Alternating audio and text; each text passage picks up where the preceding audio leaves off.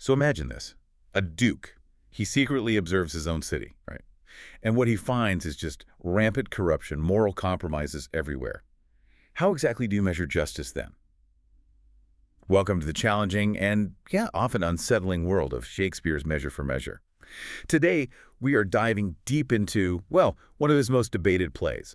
It's morally complex, really resists easy labels. Scholars, audiences, they've puzzled over it for centuries.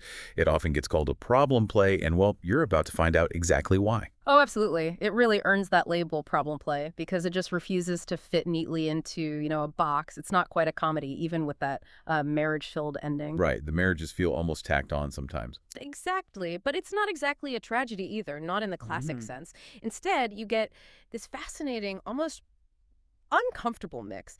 Dark humor bumping up against these really profound moral questions. It kind of plunges you into these tricky issues, doesn't it? Justice, hypocrisy, what it even means to be human.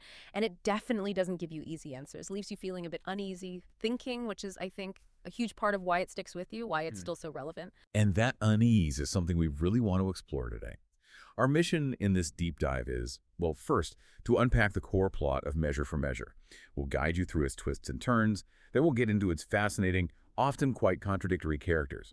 We'll dissect the really potent themes, justice, mercy, hypocrisy, that still hit home today, centuries later. We'll try to understand the Duke's methods, which are frankly highly controversial, and ultimately consider what enduring lessons this play might offer us about, governance, human nature, and that tricky pursuit of integrity. So let's start at the beginning. Okay, let's set the scene. We open in Vienna, and it's a city in, well, serious trouble. Duke Vincentio, the ruler, he openly admits his leadership has been way too lenient for far too long. He says his own strict laws and biting statutes have been allowed to slip, just fall into disuse. And the result? Widespread moral decay, a kind of civic rot setting in. The whole society seems to have gone off the rails. It really has. That long period of leniency, the Duke basically looking the other way, it created this significant moral vacuum. The whole structure of law and order has almost completely unraveled. And the consequences are described with this really startling, vivid imagery. Liberty plucks justice by the nose, the baby beats the nurse, and quite a thwart goes all decorum. Just think about that picture for a second. It's incredibly vivid. Disorder everywhere. Exactly. It's not just minor rule breaking. It's a total inversion of the natural order. Liberty becomes license, basically thumbing its nose at justice. The weak, the baby, metaphorically beating the nurse, their carer. It signifies this complete collapse of respect for authority, for basic societal norms. Vienna's teetering on the edge of chaos. Decency, the rule of law, they're openly mocked. It's not just a few bad apples. It's a whole society sliding into moral apathy. And it traces right back to a ruler who, well, chose not to enforce his own laws. So facing this, potential catastrophe, Duke Vincentio comes up with this really extraordinary, very cunning plan. Instead of stepping up and taking direct action himself, which he kind of admits he's too soft for, now he stages this big public exit, announces he's leaving Vienna, urgent international politics, you know the drill. But here's the twist.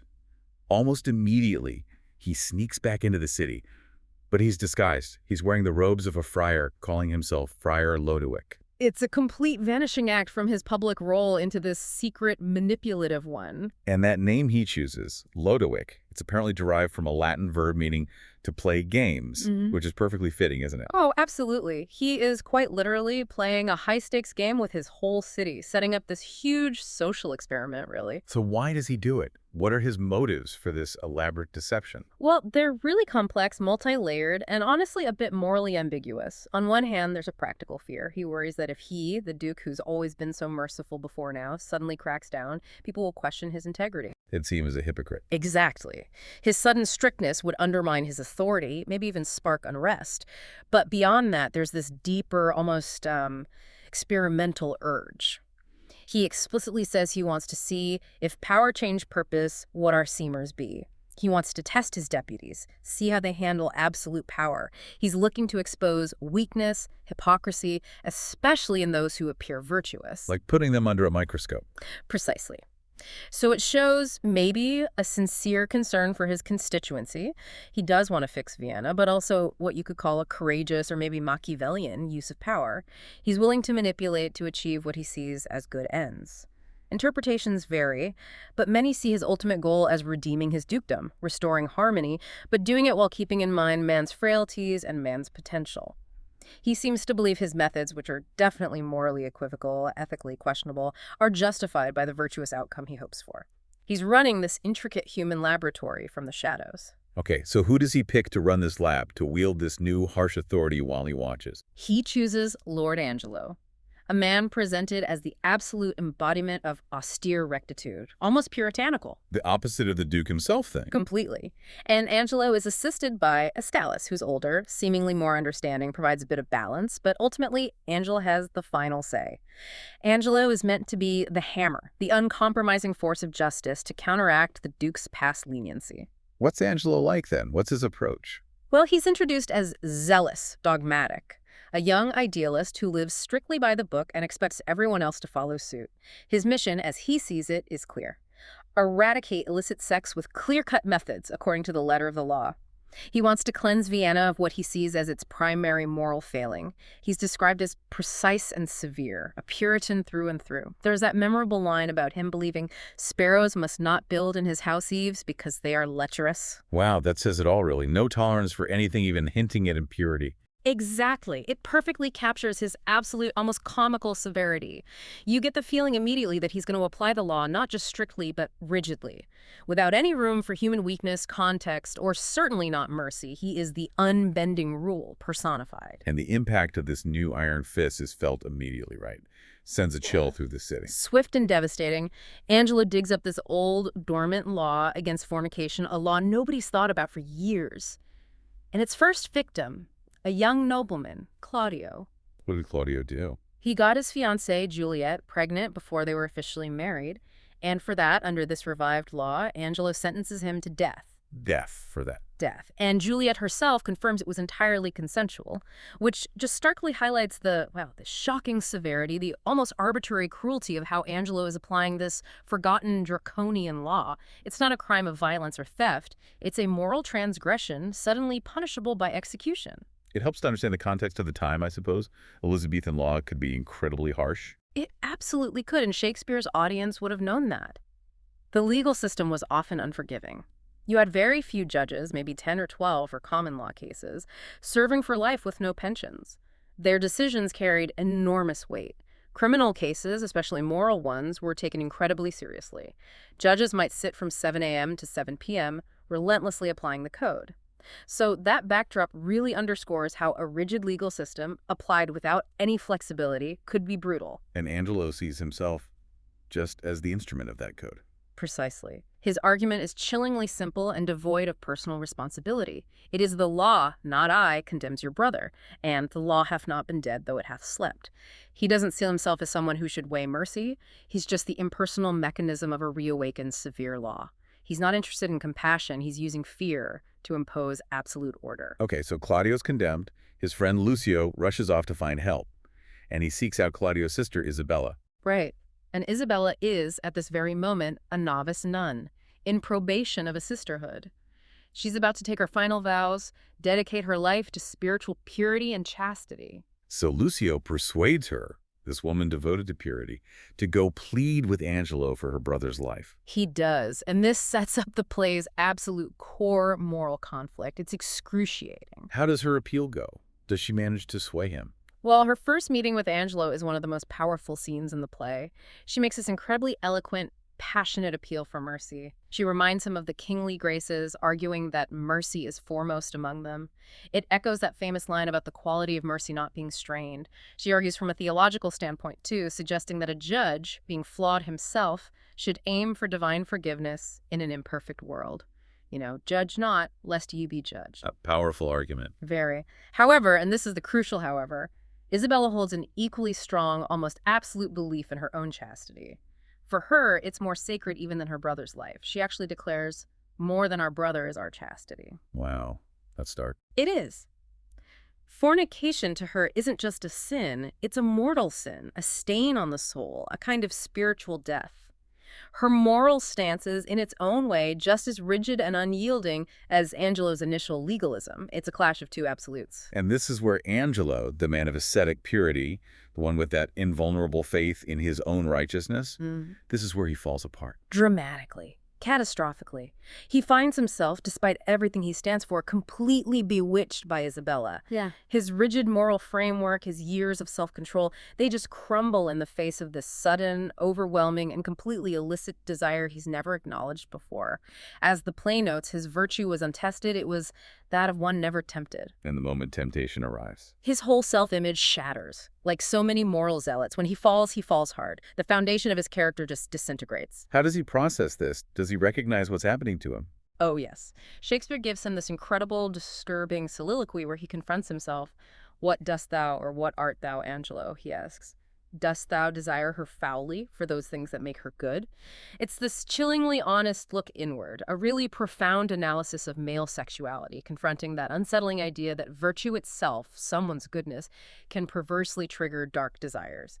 He realizes his whole previous persona, the precise Puritan, was just false-seeming, a mask. A facade. Exactly. He's forced to face his own aroused sexuality, this primal force he thought he was above. He cries out, "Blood, thou art blood." It's a shocking moment of self-recognition, and his moral collapse leads him to make this truly monstrous proposition. The deal. The deal. He tells Isabella he'll spare Claudio, but only if she agrees to sleep with him. He even tries this twisted rationalization, framing it as a charity in sin to save this brother's life. It's a horrifying abuse of power and logic. Unbelievable. So Isabella, utterly horrified obviously, has to go tell Claudio.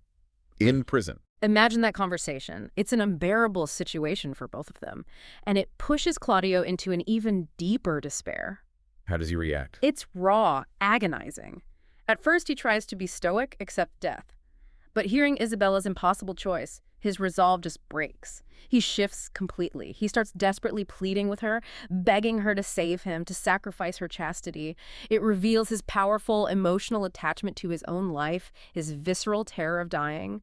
He paints this terrifying picture of the afterlife, to be imprisoned in the viewless winds, a truly chilling image. But Isabella holds firm. She does. She maintains her stance, prioritizing her spiritual purity, her soul's integrity over his physical life. It's a moment of incredibly cold comfort for Claudio. Her rigid morality is as much a prison wall as the stone ones around him. And who's watching all this unfold from the shadows? The Duke, of course. Still disguised as the friar. Exactly. Ever the observer, the manipulator. He subtly steps in, offers some counsel to Claudio, seeming almost more god than man in his detached, controlling presence. He's watching this agony, maybe even learning from it, subtly guiding events even then. Okay, so this is really where the Duke transitions from observer to, well, full-on puppet master, isn't it? Absolutely. He steps forward, still disguised, signaling his interest in her education, meaning he sees Isabella's rigid commitment to chastity, her moral dilemma, as something he needs to manage, maybe even correct. You could argue he sees her extremity as another kind of imbalance, mirroring his own past leniency. So maybe his goal now is to redress the balance, not just in Vienna, but within himself, perhaps, addressing his own perceived flaws through manipulating others. He's definitely pulling the strings now. He assumes this almost godlike role in conjuring the resolution. He approaches Isabella, and his language is intricate, indirect. That convoluted sentence he uses immediately shows his manipulative powers. It's clear he's now in full control, orchestrating everything. His plan is designed to mirror Angelo's own deceitfulness, pay with falsehood, Angelo's false exacting, and perform an old contracting. This sets up these incredibly elaborate deceptions. They're clever, but morally very gray. He's blurring right and wrong to get the outcome he wants. He's reshaping reality now. And the first big deception is the famous bed trick. The bed trick, a classic Shakespearean device. The Duke's solution is for Mariana, who was once engaged to Angelo, to swap places with Isabella in the total darkness of the meeting Angelo arranged. Mistaken identity under the covers. Why Mariana? What's her connection to Angelo? Her backstory is crucial here. Angelo was engaged to Mariana, but he cruelly broke it off after her brother Frederick died at sea, losing her dowry with him. Her financial status changed. So he dumped her because she lost her money? Essentially, yes. And then he added insult to injury by inventing a lie, pretending she'd been found out in dishonor. He ruined her reputation to justify breaking the engagement and protect his own image. So Angela's previous manipulation of Mariana makes the Duke's bed trick feel like a kind of poetic justice, right? Definitely turns the tables on him. It allows the Duke to trap Angelo, making him unknowingly commit to the woman he wronged, while also resolve Isabella's predicament by saving her chastity. And it satisfies Angelo's twisted demand all at once. It's a neat solution in plot terms, but it's built on deceit, and it relies entirely on Mariana's lingering love or maybe desperation and her willingness to be used in this way. But even after the bed trick, Angelo doesn't relent, does he? The Duke's manipulations have to go even further. No, Angelo proves just how depraved he is. Even believing he's had his way with Isabella, though it was Mariana, he sends an immediate chilling order: execute Claudio anyway. So the deal was always a lie. He just wanted Claudio dead. Exactly. To cover his tracks, eliminate any witness. This forces the Duke into an even bolder deception: the head trick. Right. Swapping the heads. How does that work? Well, the Duke, still as the friar, instructs the prison officials to substitute another prisoner's head for Claudio's. The text mentions Barnardine, a condemned murderer who stubbornly refuses to be executed that morning, or possibly another prisoner who conveniently died of natural causes overnight. This macabre switch fools Angelo into thinking his order was carried out and Claudio is dead. It ensures Angelo's full villainy is cemented, ready for exposure, but without actually killing Claudio. Claudio himself is hidden away, managed to hide away, waiting for the right moment for his reappearance. It really shows the lengths the Duke will go to, doesn't it? Manipulating life and death itself. It underscores his determination to bring Angelo to justice, expose his hypocrisy, and save Claudio. But it also highlights his comfort with these morally ambiguous, almost cold calculations to achieve his desired end. He's deep in the gray areas now. So the Duke is setting the stage for his big comeback, his public return to Vienna. And meanwhile, there's this fantastic, dramatic irony playing out with Lucio. Oh, Lucio is brilliant here. He has no idea the friar he keeps bumping into and insulting is actually the Duke. He's been relentlessly slandering the absent Duke to his face, calling the friar, the Duke, a rascal, Goodman Baldpate, even a fleshmonger, a fool, and a coward. It's darkly funny knowing who he's talking to. It builds the tension beautifully for the reveal. Lucio, in his ignorance and arrogance, unwittingly becomes a key player in the Duke's choreography. When the Duke finally makes his grand entrance, Lucio, still clueless, is the one who dramatically pulls off the friar's hood and discovers the Duke in his own person.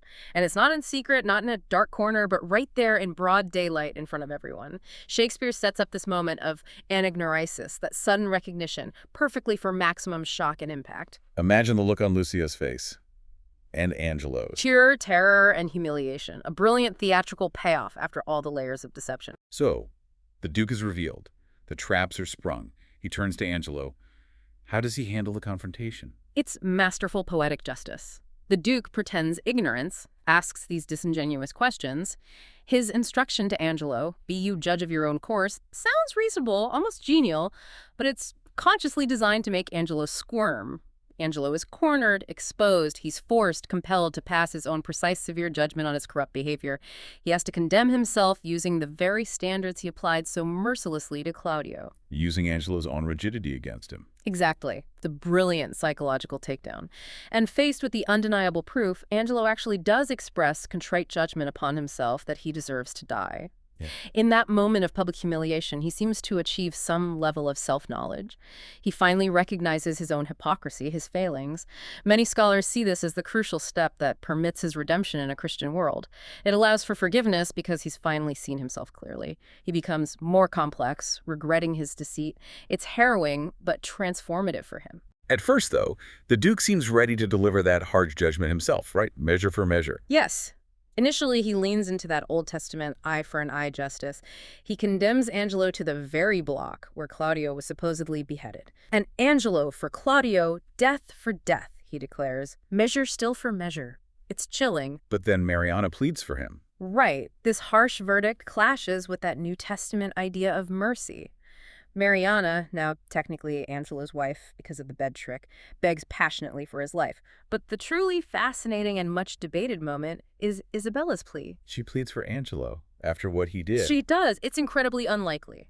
She argues, my brother had but justice in that he did the thing for which he died, meaning Claudio technically broke the law.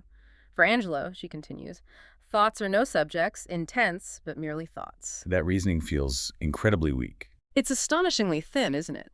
It basically exonerates Angelo on the flimsiest of grounds. almost suggesting his intent to abuse her wasn't as bad as Claudio's actual act of fornication. Some readings even suggest she implies her beauty tempted him, shifting blame.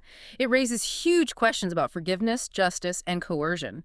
Is her plea genuine? Is it forced?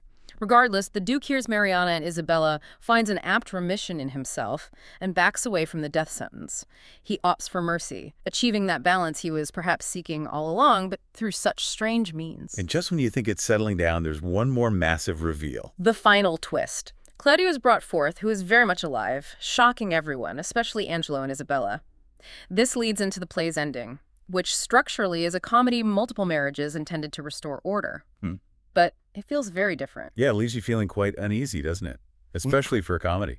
It absolutely does. The Duke basically forces these marriages.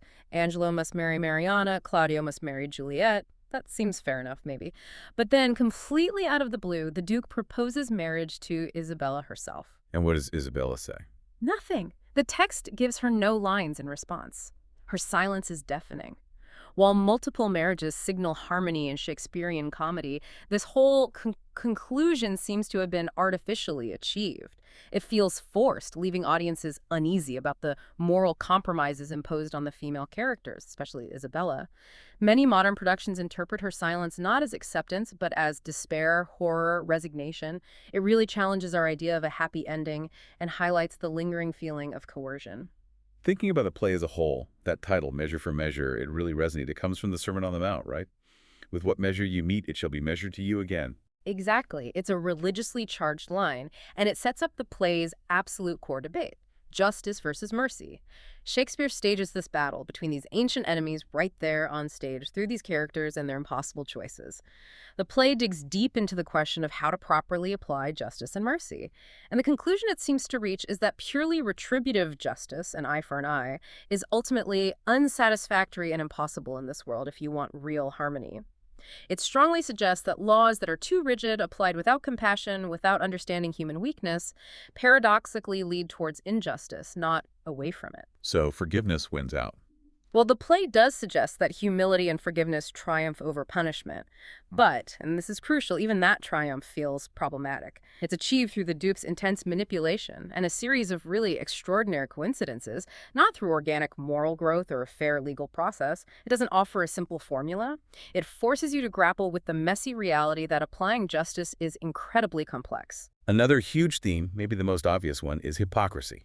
That line the Duke has, "Oh, what may man within him hide, though angel on the outward side?" Angelo is the absolute poster child for that, isn't he? The hypocritical, worldly Puritan. His precise, severe public image was pure false seeming, a mask hiding corruption. His fall is that classic pride that comes before a fall. But the play goes broader than just Angelo. It offers this quite cynical exploration of mankind's fundamental hypocrisy. It hints at this unsettling idea that maybe each time we appear to do good, there is a sinister and selfish motive underneath, just waiting to emerge. It really challenges you, the audience, to look past appearances, to question the real motives behind actions, even seemingly virtuous ones. It's a raw, maybe uncomfortably realistic view of human nature. And the Duke's whole experiment was designed to see if power corrupts, right? To see if power changed purpose. Yes, which brings us straight to that timeless theme of power and corruption. How does authority, especially unchecked authority, affect people? We see Angelo's incredibly swift abuse of royal authority the moment he gets it. The play subtly critiques relying too heavily on deputies, on the civil service, without oversight, something relevant in King James's time and certainly relevant today. Think about ethical governance. Accountability. The potential for corruption when power isn't watched closely. Exactly. Angelo's transformation from rigid moralist to blackmailer shows how power can corrupt even those who believe themselves untouchable. It's a chilling reminder that power doesn't just tempt the bad, it can expose flaws in those who seem good. The play is also surprisingly frank about sexuality, isn't it? The complexities of sin and virtue as applied to the natural drive of sexuality. It really is remarkably modern in that respect, especially that subversive implication that, for some, the wages of sexual sin are not death, but marriage. It's almost a cynical comment on society's arbitrary punishments. It suggests sexual desire and transgressions are not crimes in the ordinary sense deserving death, but basic human nature that society struggles to manage. You have the contrast between Angelo and Isabella's rigid, puritanical views and characters like the forgiving Mariana or the very human Claudio. The play hints maybe Angelo and Isabella are too young and puritanical, too absolute. Even the low-life characters like Pompey the Bawd and Lucio contribute, suggesting copulation is a primal appetite that can't just be legislated away. It forces you to ask, where's the line between natural desire and sin, and who draws it? And weaving through all of this is that constant theme of appearance versus reality, the lies, the deceit, starting with the Duke's own disguise. Absolutely. The play hammers home how man's appearance, an angel on the outward side, is so often deceptive. From the Duke's secret schemes to Angelo's profound duplicity, we're constantly reminded that what you see isn't the whole story. Characters are rarely just what they seem. It touches on that philosophical idea. Knowledge would be fatal. It is the uncertainty that charms one. A mist makes things beautiful. Maybe perfect clarity would ruin the complexity. The hidden, the uncertain. They're key to the play's exploration of human nature, urging us to look deeper. So bringing it all together, how do these centuries-old themes, these complex characters, how do they really speak to us now in the 21st century? Why should we care about this problem play today? The parallels are, frankly, startlingly direct, and often quite uncomfortable. Look at our legal systems.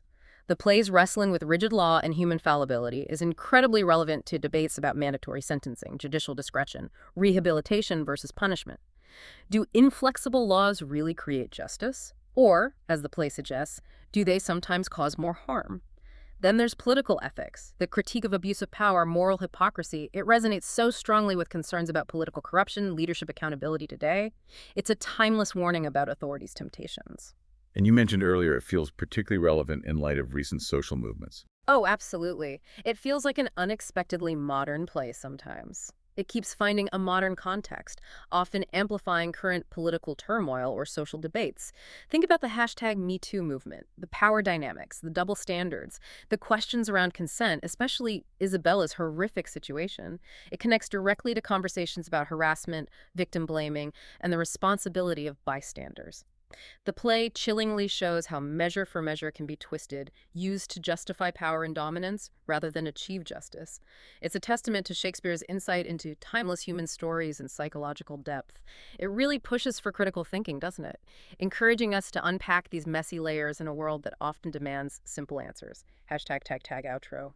So as we wrap up this deep dive into measure for measure, it's clear Shakespeare uses this intricate plot, these incredibly complex characters, to expose that really fragile balance between justice and mercy. He shows us the pervasiveness of hypocrisy, how it hides within us, and the dangerous, seductive nature of unchecked power.